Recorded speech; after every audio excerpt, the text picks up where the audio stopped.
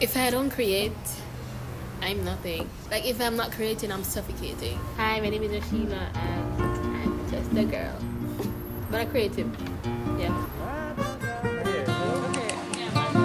Look at me. So, yeah, I kind of took this idea and I turned it into my own little community, kind of. If I want to spend time with my friends, I don't want to be going to parties all the time, and I feel like I was just staying at home all the time because all there was to do was go to a party. And I think we as humans, we just crave, naturally we crave human connection and like having somebody. But I know a lot of people don't have somebody, and I was very privileged to be blessed with a community and a village that I know I can always like count on, like I have a safety net. And so I also wanted to share that community with other people who don't have access to that. So yeah, that's how Playhouse was born. What is it about play and experimenting that inspires you? Playing is such a lost art of adulthood. We get lost in like the hustle and the bustle and whatever, and we forget our childlikeness, and I feel that life just gets harder without play. And I like playing with my friends. Like, I get inspired by like just everything, because I feel like the culture in Jamaica is so rich that like the simplest thing, the trees, the leaves on the trees inspiring me. And I feel like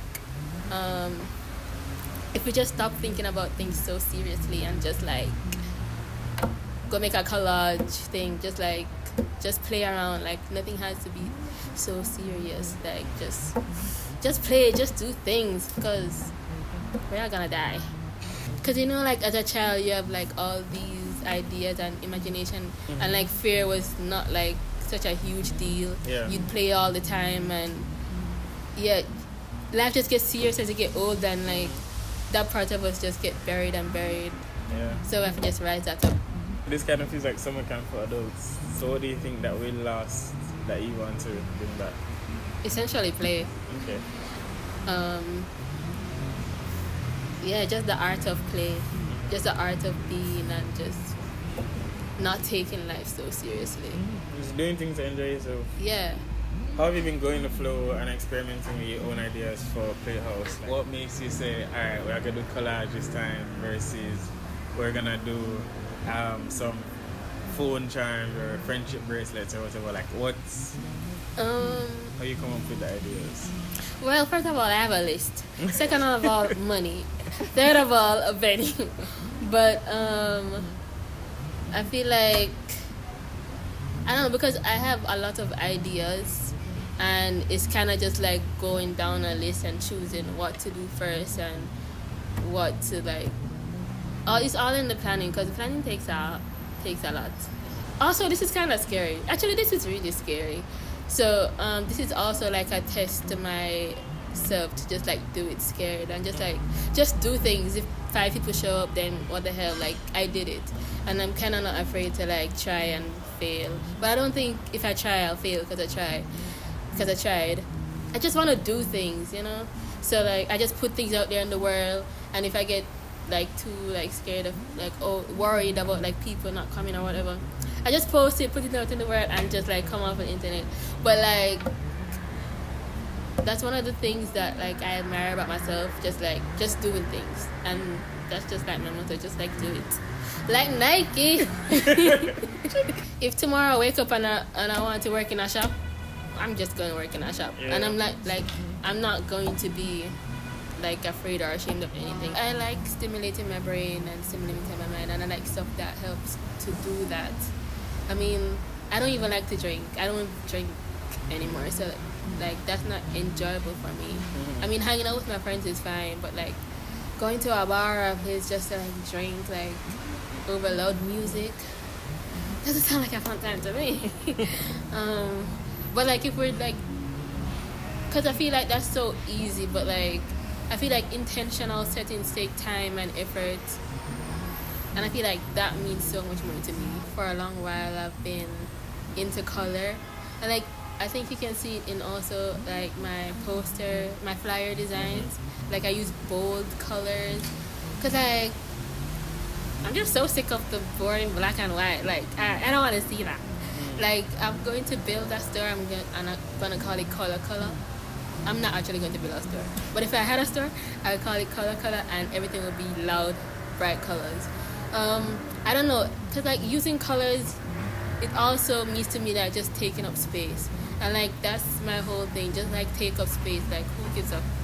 Yeah, cause I feel like also going bold, it gives like confidence. It gives like, yes, I'm here. You're gonna see me. It grabs your attention. I just want to take up space, you know. Like I don't really care about being perceived. That's not like an issue for me or anything. But just like I want to take up space, and I want the art that I create to represent that and take up space in the world also. So I think colors help to do that, and it's a huge part of like what I do now. The first semester I went to university, I wanted to drop out. I hated it. First of all, I don't know, I feel like I had a different experience than others coming to university, because like I'm a little country girl, and everybody in Kingston already know everybody, so everybody was already friends. Everybody come from the same high school, and then I was kind of just there. I just went to class and I went home. And like in high school, I was really good at business, and I really wanted to pursue business, because actually I didn't know what I wanted to do. I just wanted to do what my father did, which was, he was a businessman. So I was like, okay, I'm gonna do business. I'm already good at it. But then the math came in, and I'm like, I don't want to do this. And I think my sister had gotten her first camera, and I kind of took it over, and I was experimenting with like photography, and like I used to watch a lot of YouTube, and I made my first YouTube video, and I was just making videos for myself and editing, just like, and that's where I fell in love with it, just like creating stuff for myself.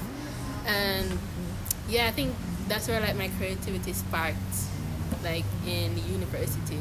But like school was so boring to me. I hated, like I just didn't see the point. And like after the first semester, because like I was a high achieving student in high school, after the first semester I did good. I'm like, and then after that semester I'm like, I don't even need to try that hard. I just need to get a C. Like I just stopped caring that much about like schoolwork, and I posted on TikTok, I think, when I just started editing. This was like COVID time. I sent over like 100 like job applications to like, you know, corporate jobs, because my mother was on my ass about getting a job. And so yeah, I sent over like 100 or 200 applications. Nobody reached out to me. So like I've been editing for myself for a while at that point. And I think I posted a video on TikTok. No, I sent out like cold emails to YouTubers, and like one person got back to me, which was Tanania. And so yeah, she was like the very first person to like, you know, put me on the map, or like started working with me. So yeah, that's how my thing started. And then Lindsay found me, which led me to Protege, and like they're still like my OG clients, like to this day, like we still locked in. Well, my work and my community is kind of interconnected, so I kind of have trouble like kind of setting boundaries and like differentiating that, because some of the people I work with is also like the biggest part of my community.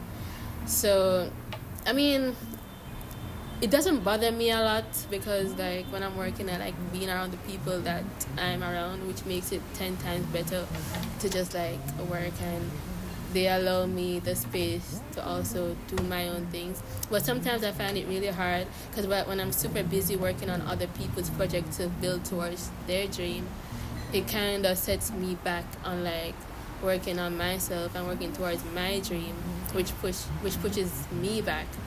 And sometimes that kind of makes me sad a little bit, but like this is why also like I created like intentional spaces of like play, I might say, oh, like I can postpone it because it's just me. But like when I intentionally set a date and other people have to come and I have to show up for other people, that makes me want to show up for myself.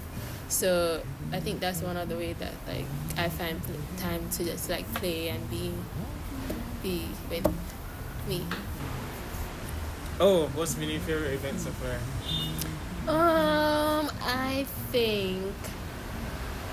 I think my very first Playhouse workshop, which is the vision board workshop, will always have like a special place in my heart because it was my first one, and like my friends showed up and they were helping me, and I thought it was really nice. It's just like my community showing up for me, which I always really appreciate. And yeah, also the letter writing event, which was really nice. Like people just came and sat on the grass. I'm like, oh my God, sorry, you have to sit in the dirt. I'm like, everybody was so sweet, and there's some sweet people, like real sweet people. But like, yeah, I feel like all of them were my favorite. The drill making workshop was really sweet. Zara's like the sweetest girl. It was just really nice, like being in company with other people who are like looking for other third spaces to just like be with their friend and spend time with their friend. Yeah, and it also makes you like make intentional hangouts with their friend to spend, like even if you don't get to see your friends that much, you can always like plan to go hang out with your friend at a playhouse event. Sure. Yeah. Perfect.